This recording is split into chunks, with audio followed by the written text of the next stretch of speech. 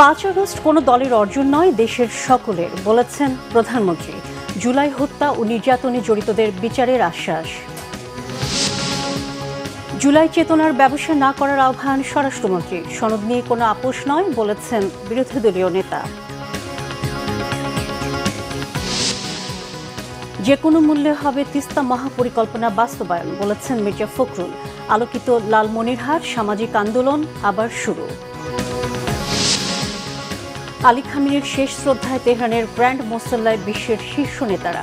সাধারণ ইরানিদের ঢল, আমেরিকার বিরুদ্ধে প্রতিশোধের স্লোগান। দেখছিলেন সংবাদ শিরোনাম, এবারে বিস্তারিত। প্রধানমন্ত্রী তারেক রহমান বলেছেন, 5 আগস্টের অর্জন কোনো একক ব্যক্তির বা রাজনৈতিক দলের নয়। দল, মত, ধর্ম, বর্ণ নির্বিশেষে এই অর্জন গণতন্ত্রকামী সব মানুষের। তিনি বলেন, জুলাই হত্যাকাণ্ডের জন্য দায়ীদের আইন অনুযায়ী বিচার হবে, তবে কোনো ধরনের অবিচার যেন না হয় সেদিকে লক্ষ্য রাখার পরামর্শ দেন প্রধানমন্ত্রী। রিপোর্ট করছেন সিকান্দার রেমান। 24 জুলাই গণ অভ্যুত্থানে নিহতদের স্মরণ সভা হয় রাজধানীর চীন মৈত্রী সম্মেলন কেন্দ্রে। প্রধানমন্ত্রী তারেক রহমান বলেন, যারা জুলাই হত্যাকাণ্ডের জন্য দায়ী, আইন অনুযায়ী তাদের বিচার হবে। যারা আত্মত্যাগ করেছে তাদেরও মূল্যায়ন করা হবে। প্রধানমন্ত্রী জানান, দরকার হলে সময় নেওয়া হবে, তবুও যে হত্যাকারী তার সঠিক বিচার নিশ্চিত করা হবে। আমাদের প্রতি স্বৈরাচার যেমন, বাংলাদেশের লক্ষ কোটি মানুষের প্রতি স্বৈরাচার যেমন অবিচার করেছিল, আমরা বিচারের নামে কারো প্রতি যেন অবিচার না হয় সে বিষয়টিতেও আমাদের সচেতন থাকতে হবে। আমার মায়ের সন্তান হিসাবে আমি নিশ্চিত, আমার মা আমাকে বলতেন, তোমার দায়িত্ব দেশের সকলকে ঐক্যবদ্ধ করে সামনে এগিয়ে যাওয়া, দেশকে সামনে নিয়ে যাওয়া। আমি যদি আমার ভাইটিকে জিজ্ঞেস করতে পারতাম যে তুমি কি চাও তোমার সাথে যে অন্যায়, যে অবিচার হয়েছে, যেভাবে তোমাকে মৃত্যুর মুখে ঠেলে দেওয়া হয়েছে, যারা এর জন্য দায়ী তাদের বিরুদ্ধে আমি প্রতিশোধ নেই, কারণ সেই ক্ষমতা আল্লাহ আমাকে এখন দিয়েছেন, আমি নিশ্চিত আমার ভাইটিও সেই একই উত্তর দিত যে উত্তরটি আমার মা আমাকে দিতেন। তারেক রহমান বলেন, জাতিকে দ্বিধা বিভক্ত করে সামনে এগোনো যায় না, তাই দেশকে ঐক্যবদ্ধ রেখে এগিয়ে যেতে চায় সরকার। তিনি বলেন, আর কোনো শক্তি যেন লক্ষ্য অর্জন থেকে বাংলাদেশকে বিচ্যুত করতে না পারে। যে উদ্দেশ্য নিয়ে জুলাই শহীদরা প্রাণ দিয়েছেন, তাদের লক্ষ্য বাস্তবায়ন করাই সবার শপথ হওয়া উচিত। আমাদের মূল লক্ষ্য, আমাদের মূল উদ্দেশ্য হচ্ছে এই দেশ, এই দেশের জনগণ, এই দেশের মাটি। আসুন আমরা চেষ্টা করি যাতে কোনো কিছু আর কোনো শক্তি আমাদেরকে এই লক্ষ্য অর্জন থেকে কোনোভাবেই আমাদেরকে বিচ্যুত করতে না পারে। আজকের এই দিনে জুলাই অভ্যুত্থানে জুলাই শহীদ, জুলাই যোদ্ধা এবং বিগত স্বৈরাচারের 17 বছরের যত যোদ্ধা আছে তাদের প্রতি যদি সম্পূর্ণ সম্মান প্রদর্শন করতে হয়, তাহলে সেটি একমাত্র হবে যার জন্য তারা স্যাক্রিফাইস করেছেন, সেই লক্ষ্য এবং উদ্দেশ্যকে বাস্তবায়ন করা। 36 জুলাইয়ের দ্বিতীয় বার্ষিকী উপলক্ষে যৌথভাবে অনুষ্ঠানটি আয়োজন করে জুলাই 24 শহীদ পরিবার সোসাইটি ও আমরা জুলাই যোদ্ধা। সিকান্দার রেমান, বাংলা ভিশন, ঢাকা। স্বরাষ্ট্রমন্ত্রী সালাউদ্দিন আহমদ বলেছেন, জুলাই নিয়ে কেউ যেন ব্যবসা না করে, কোনো ধরনের রাজনৈতিক ফায়দা যেন না নেয়। আর আইনমন্ত্রী আসাদুজ্জামান বলেছেন, জুলাই নিয়ে দেশ আজ দুই ভাগে বিভক্ত। এদিকে মুক্তিযুদ্ধ বিষয়ক প্রতিমন্ত্রী ইশরাক হোসেন বলেছেন, জুলাই শুধু অতীত স্মৃতি নয়, ভবিষ্যতের দায়িত্ব। শনিবার জুলাই জাতীয় সম্মেলনে তারা এসব কথা বলেন। আহমেদ সারওয়ারের রিপোর্ট। জুলাই গণ অভ্যুত্থানের দ্বিতীয় বর্ষপূর্তি উপলক্ষে রাজধানীর বাংলাদেশ চীন মৈত্রী সম্মেলন কেন্দ্রে গণ অভ্যুত্থানের শহীদদের স্মরণ সভার আয়োজন করা হয়। জুলাই 24 শহীদ পরিবার সোসাইটি ও আমরা জুলাই যোদ্ধা আয়োজিত অনুষ্ঠানে মন্ত্রীরা বলেন, অনেকে জুলাই চেতনা বাস্তবায়নের চেয়ে ফায়দা নিতে বেশি আগ্রহী। যারা মুক্তিযুদ্ধের চেতনার ব্যবসা করেছে তাদের পরিণতি সবাই দেখেছে। আজও পর্যন্ত গণহত্যাকারী শেখ হাসিনার কোন রকমের অনুশোচনা নাই। তারা জুলাই যোদ্ধাদেরকে অপরাধী হিসেবে তকমা দিচ্ছে। বাংলাদেশের এই গণ অভ্যুত্থানকে তারা বলছে একটা জঙ্গি তকমা দিচ্ছে, বাংলাদেশে নাকি জঙ্গিবাদের মধ্য দিয়ে তাদের রাষ্ট্র ক্ষমতা ছিনিয়ে নেওয়া হয়েছে। এই জুলাইয়ের চেতনা নিয়ে যেন আমরা কেউ ব্যবসা না করি। যারা জুলাইয়ের চেতনা নিয়ে বিভিন্নভাবে রাজনৈতিক সংগঠন করে রাজনৈতিক ফায়দা নেওয়ার জন্য চেতনা বিক্রি করছে, তাদের পরিণতি কিন্তু ভবিষ্যতে দেখা যাবে। ইতিহাস কিন্তু তাই, যারা ৭১-এর মুক্তিযুদ্ধের চেতনা বিক্রি করত, তারা চেতনা বিক্রি করতে করতে আজকে দিল্লি যেয়ে বসে আছে। বাংলাদেশের মানুষ তাদেরকে উৎখাত করেছে। সুতরাং চেতনা বিক্রির ব্যবসা ভালো নয়। বাংলাদেশ আজ দুই ভাবে বিভক্ত হয়ে গেছে জুলাইকে কেন্দ্র করে। এক ভাগ জুলাইকে নিয়ে ব্যবসা করা, বাণিজ্য করার রীতিতে নেমেছে, আর এক ভাগ জুলাই সনদকে সামনে রেখে জুলাই সনদকে বাস্তবায়ন করার জন্য ধীর গতিতে না হলেও মধ্যম গতিতে এগিয়ে চলেছে। এবং সেই ভাগ হলো আমাদের মাননীয় প্রধানমন্ত্রী তারেক রহমানের নেতৃত্বে। শহীদ পরিবারদের স্থায়ী বাসস্থানের জন্য মিরপুরে 804টি ফ্ল্যাট এবং আহত যোদ্ধাদের জন্য আরো 1560টি ফ্ল্যাট নির্মাণের উদ্যোগ নেওয়া হয়েছে। জনগণ এখন জবাবদিহিমূলক, বৈষম্যহীন ও গণতান্ত্রিক শাসন ব্যবস্থা দেখতে চায়। আসুন শহীদদের স্বপ্নের সমতা ভিত্তিক, গণতান্ত্রিক ও স্বাধীন বাংলাদেশ গড়তে ঐক্যবদ্ধভাবে কাজ করি। মুক্তিযুদ্ধ প্রতিমন্ত্রী ইশরাক হোসেন বলেন, ৭১ থেকে ২৪ বারবার প্রমাণ করেছে এই জাতি বীরের জাতি। জালিমের বিরুদ্ধে তারা এক হয় একটি লড়াকু সেনাদল হিসাবে। দেশ ডাকলে, মানুষ ডাকলে, ন্যায় ডাকলে বাংলাদেশের তারুণ্য সাড়া দিতেই জানে। যে মানুষ নিজের জীবনের চেয়ে দেশের মর্যাদাকে বড় করে দেখে, সে কখনো মৃত্যুবরণ করে না। সে ইতিহাস হয়ে যায়, সে প্রেরণা হয়ে যায়, সে জাতির আলোকবর্তিকা হয়ে যায়। প্রিয় ভাই ও বোনেরা, আমরা যেন একটা বিষয় কখনো ভুলে না যাই। জুলাই শুধু অতীতের স্মৃতি নয়, জুলাই ভবিষ্যতের দায়িত্বও বটে। যেখানে অন্যায় হবে আমাদের বিবেক জেগে উঠবে, যেখানে অবিচার হবে আমাদের কণ্ঠ উচ্চারিত হবে, যেখানে মানুষের অধিকার হরণ হবে আমরা নীরব দর্শক হয়ে বসে থাকবো না। অনুষ্ঠানে জুলাই যোদ্ধা ও তাদের পরিবারের সদস্যরা অভ্যুত্থানে সংগঠিত হত্যাকাণ্ডের সাথে জড়িতদের বিচার দাবি করেন।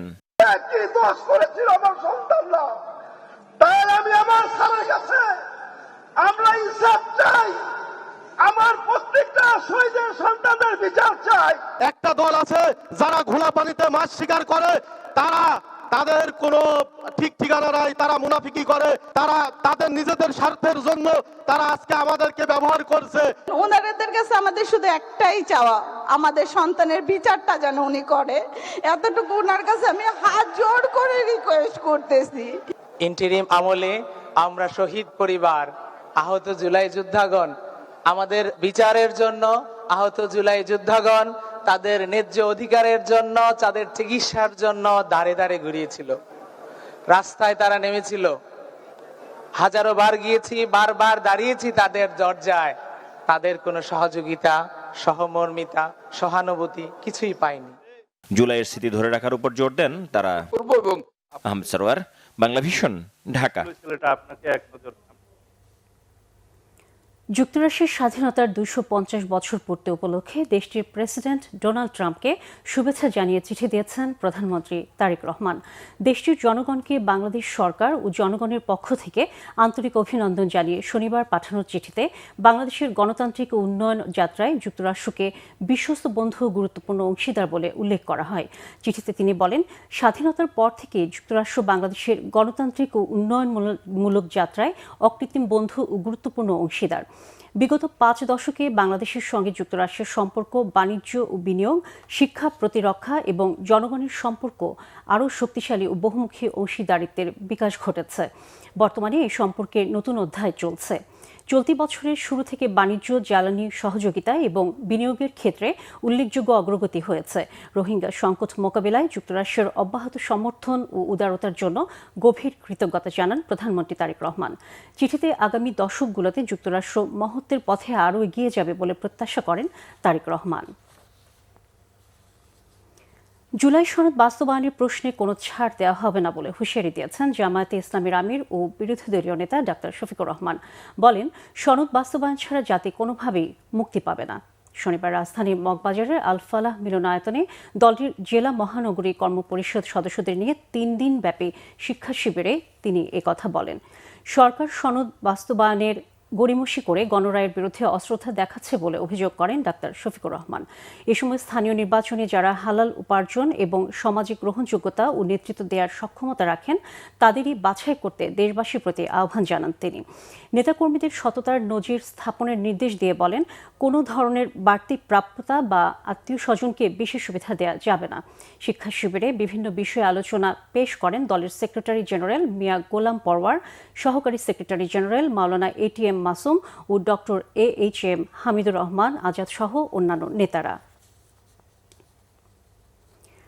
যে কোনো মূল্যে তিস্তা মহাপরিকল্পনা বাস্তবায়ন করা হবে বলে জানিয়েছেন বিএনপি মহাসচিব স্থানীয় সরকার মন্ত্রী মির্জা ফখরুল ইসলাম আলমগীর। আলোকিত লালমনিরহাট সামাজিক আন্দোলন কার্যক্রম পুনরায় উদ্বোধন অনুষ্ঠানে শনিবার তিনি একথা বলেন। মাদক জুয়ার আগ্রাসনে পরাভূত যুব সমাজকে রক্ষায় এ আন্দোলন ভূমিকা রাখবে বলে আশা করেন মির্জা ফখরুল। লালমনিরহাট প্রতিনিধি মেহেদি হাসান জুয়েলকে সাথে নিয়ে আরও জানাচ্ছেন সৈকত সাদিক। ক্যামেরায় ফারুক হোসেন। মাদক, জুয়া, বাল্যবিয়ে ও যৌতুক মুক্ত সমাজ গড়ার প্রত্যয়ে লালমনিরহাটে পুনরায় শুরু হয়েছে আলোকিত লালমনিরহাট সামাজিক আন্দোলনের কার্যক্রম। শনিবার বিকালে শহরের MT হুসেন ইনস্টিটিউট মাঠে আয়োজিত উদ্বোধনী অনুষ্ঠানে অংশ নেন লালমনিরহাটের বিভিন্ন স্তরের মানুষ। স্বাগত বক্তব্যে আলোকিত লালমনিরহাটের রূপকার ও ত্রাণমন্ত্রী আসাদুল হাবিব দুলু বলেন, বিগত সরকারের সময়ে এই সংগঠনের কার্যক্রম চালানো সম্ভব হয়নি। জনগণের ম্যান্ডেট নিয়ে আসা সরকারের সময় জেলা ও ওয়ার্ড থেকে এই কার্যক্রম আবারও শুরু হলো। আইন শুধু মানুষকে সংশোধন করবে না, আইনের পাশাপাশি সামাজিক আন্দোলনের খুবই প্রয়োজন। সে কারণে আমরা যদি যৌথভাবে কাজটা করি তাহলে অল্প কিছুদিনের মধ্যেই লালমনিরহাট ওই 4টি সামাজিক অপরাধ নিয়ন্ত্রণ হয়ে আসবে। পরে তিনি আলোকিত লালমনিরহাট গড়ার লক্ষ্যে উপস্থিত সবার শপথ বাক্য পাঠ করান। প্রধান অতিথির বক্তব্যে স্থানীয় সরকার মন্ত্রী মির্জা ফখরুল ইসলাম আলমগীর উদ্যোগটির প্রশংসা করেন। বলেন, এই উদ্যোগ দেশে ছড়িয়ে পড়লে সম্ভব হবে একটি আলোকিত বাংলাদেশ গড়ে তোলা। এই মাদকের আগ্রাসনে আমাদের সমাজ পরাভূত হচ্ছে, আমাদের যুবকেরা পরাভূত হচ্ছে, আমাদের ভবিষ্যৎ নষ্ট হচ্ছে। এটাকে আমরা কিছুতেই অ্যালাউ করতে পারি না। আমাদেরকে অবশ্যই এর প্রতিরোধ করে তুলতে হবে। এ সময় তিস্তা মহাপরিকল্পনা নিয়েও কথা বলেন মির্জা ফখরুল ইসলাম আলমগীর। জাগবাহে তিস্তা বাঁচাও সংগ্রাম করেছেন, লড়াই করেছেন, সেই লড়াই আপনাদের একটা সাফল্য এসেছে। আমাদের প্রধানমন্ত্রী তিনি পার্লামেন্টে বলেছেন যে আমরা তিস্তা মহাপরিকল্পনা সফল করব, যে মূল্যেই হোক, যে কোনো মূল্যেই হোক। বন্ধুগণ, ইনশাআল্লাহ সেই পরিকল্পনার মধ্য দিয়ে আমাদের এই এলাকার মানুষ, তিস্তা অববাহিকার মানুষ, তাদের নতুন জীবন ফিরে পাবে। বিশেষ অতিথি ছিলেন সমাজ কল্যাণ মন্ত্রী ডাক্তার AJM জাহিদ হোসেন। এই সংগঠনের মাধ্যমে বিভিন্ন সামাজিক সমস্যার সমাধান হবে বলেও তিনি আশা প্রকাশ করেন। আলোকিত লালমনিরহাট দিয়ে যে মানবিক আন্দোলন বাংলাদেশে, অর্থাৎ আলোকিত মানুষ তৈরির জন্য যে প্রচেষ্টা, উদ্যোগ জনাব আসাদুল হাবিব দুলুর নেতৃত্বে শুরু হয়েছে, সেইটি বাংলাদেশের 64 জেলায় ছড়িয়ে পড়বে এবং আলোকিত বাংলাদেশ হবে। অনুষ্ঠান শেষে বের হয় বর্ণাঢ্য শোভাযাত্রা। শহরের বিভিন্ন সড়ক ঘুরে মিশন রোডের মোড়ে গিয়ে শেষ হয় আলোকিত লালমনিরহাটের শোভাযাত্রাটি। সৈকত সাদিক, বাংলা ভিশন, লালমনিরহাট। এবারে আন্তর্জাতিক প্রসঙ্গ। ইরানের প্রয়াত সর্বোচ্চ ধর্মীয় নেতা আয়াতুল্লাহ আলী খামেনিকে শেষ শ্রদ্ধা জানাতে তেহরানের গ্র্যান্ড মোসাল্লায় বিভিন্ন দেশের শীর্ষ নেতা সহ সাধারণ ইরানিদের ঢল নেমেছে। লাল পতাকা ও প্লেকার্ড হাতে আমেরিকার বিরুদ্ধে প্রতিশোধের স্লোগান দিচ্ছেন খামেনির অনুসারীরা। তবে নিরাপত্তা ঝুঁকির কারণে বাবার জানাজায় অংশ নিচ্ছেন না ইরানের বর্তমান সর্বোচ্চ নেতা মোস্তফা খামেনি। আলী খামেনির জানাজায় আমেরিকা ও ইসরায়েলের সম্ভাব্য হামলা প্রতিহত করতে বন্ধ করা হয়েছে ইরানের আকাশ সীমাও। শহীদ আরাফাতের ডেস্ক রিপোর্ট।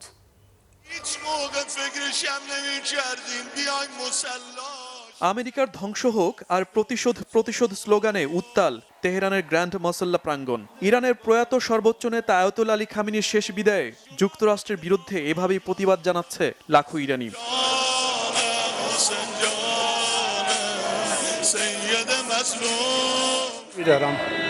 আমরা প্রয়াত সর্বোচ্চ নেতা আয়াতুল্লাহ আলী খামেনিকে বিদায় জানাতে এসেছি, কিন্তু আমরা অবশ্যই তার রক্তের প্রতিশোধ নেব।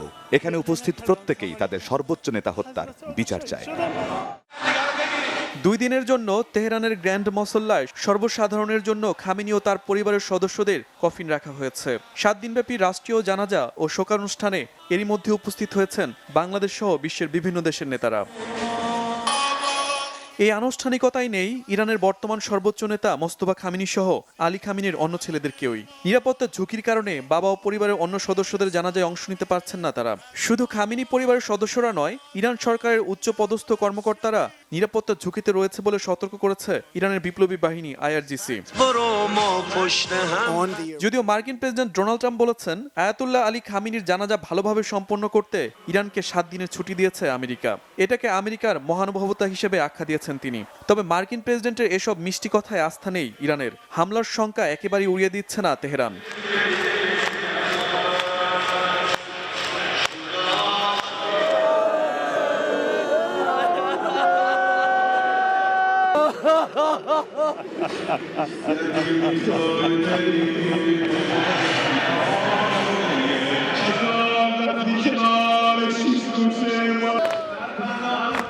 আয়াতুল্লাহ আলী খামেনিকে যখন শেষ বিদায় জানাচ্ছে তেহরান, তখনও হরমুজ প্রণালীতে সামরিক হস্তক্ষেপের চেষ্টা চালিয়ে যাচ্ছে ফ্রান্স ও যুক্তরাজ্য। এই অভিযোগ সামনে এনে ইরানের পার্লামেন্ট স্পিকার বাগের গালিবাফ সাফ জানিয়ে দিয়েছেন, বিশ্বের অন্যতম গুরুত্বপূর্ণ ওই জলপথে ইরান ছাড়া অন্য কারো সামরিক হস্তক্ষেপ চলবে না। যুক্তরাষ্ট্রের সাথে সমঝোতা স্মারকে হরমুজের নয়া ব্যবস্থাপনা নিয়ে যে চুক্তি, যে চূড়ান্ত সিদ্ধান্ত হয়েছে তার কোনো পরিবর্তন হবে না বলেও জানান তিনি। Shahid Arafat, Bangla vision, news desk. তথ্য সম্প্রচার মন্ত্রী জহিরুদ্দিন স্বপন বলেছেন, ডিজিটাল প্ল্যাটফর্মে যখন বিভ্রান্তি, বিভাজন, উগ্রবাদের আলোচনা বাড়ছে, তখন জ্ঞান, নৈতিকতা ও দায়িত্বশীল সম্পৃক্ততার ভিত্তিতে গড়ে ওঠা বিশ্বাসযোগ্য বুদ্ধিবৃত্তিক উদ্যোগ অত্যন্ত জরুরি।